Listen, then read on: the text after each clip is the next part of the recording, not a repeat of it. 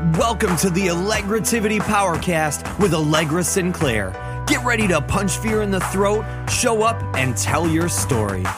Allegra Sinclair is here to help you become the powerful woman you are meant to be.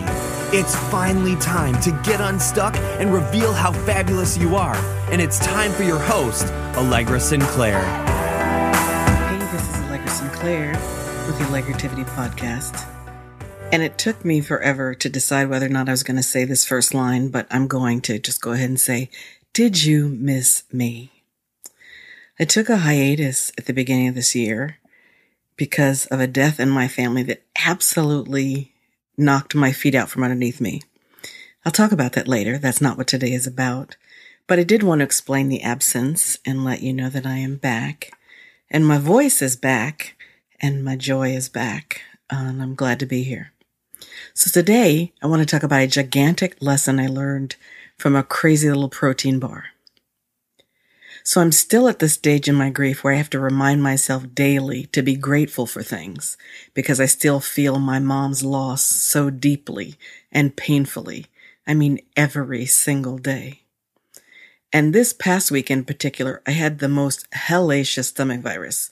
I mean, it punched me in the stomach hard for 48 hours. But this isn't about the possibility that I made salad dressing with outdated coconut milk.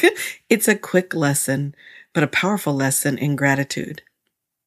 So I was in the grocery store today after a particularly financially frustrating trip to the doctor. When I say financially frustrating, I simply mean that the appointment cost me 10 times what I was expecting to pay.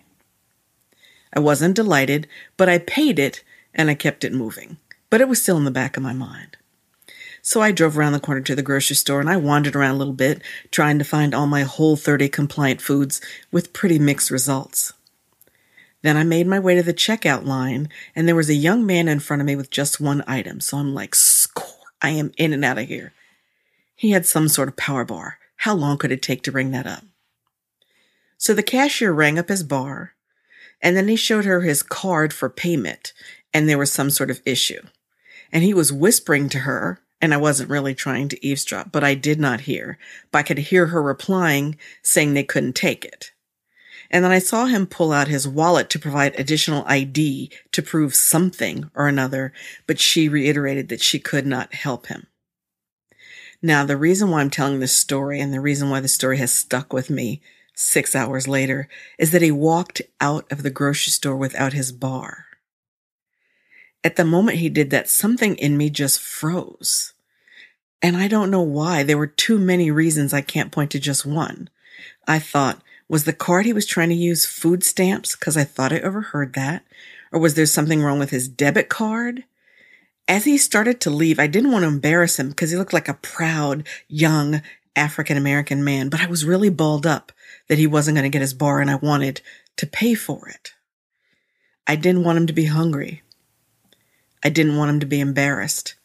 I wanted to do something.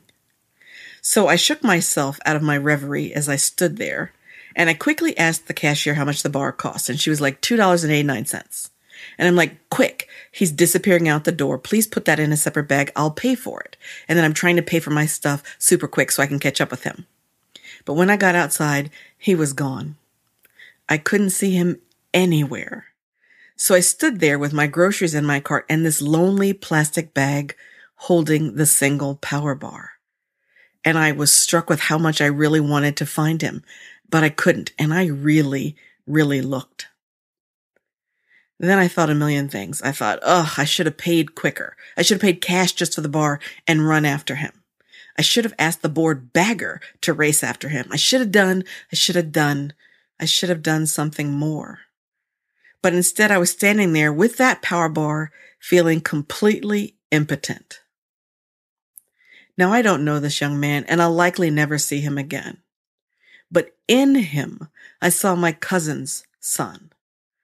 I saw my best friend's son. I saw our son wanting a $3 bar to eat and leaving the store empty-handed. And in that moment, I was covered with perspective and humility and gratitude. See, I had in my head been fussing at paying 10 times what I expected to pay at the doctor. I thought I was paying a $30 copay and it ended up costing me $300. And I was salty about that. But in that moment, I was covered with the knowledge that I had $300. And after paying that, I still had money to go buy the groceries I wanted so I could keep eating whole and nutritious foods. As I reflect now, I want the story to be that he washed his credit card in his jeans and that he left quickly because he went to the bank to get a new card. I want that to be his story. I want him whole. But I can't do anything about that. So today, as I started off missing my incredible mom, I end up grateful for so many things that my pockets just feel like they're overflowing. And I'm not quite sure what to do with that.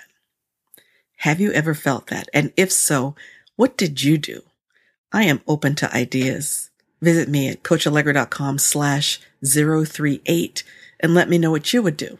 Maybe together we can come up with something so that this gratitude that we're feeling, this overwhelming perspective and humility and understanding that things could be different can mean something to others.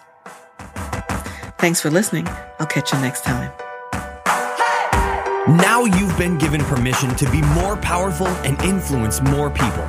If you've enjoyed this episode, please head over to allegrasinclair.com/iTunes and leave a review. It will help Allegra get the message out to more women that they can punch fear in the throat, show up, and tell their stories. We'll see you next time on the Allegrativity Powercast with Allegra Sinclair.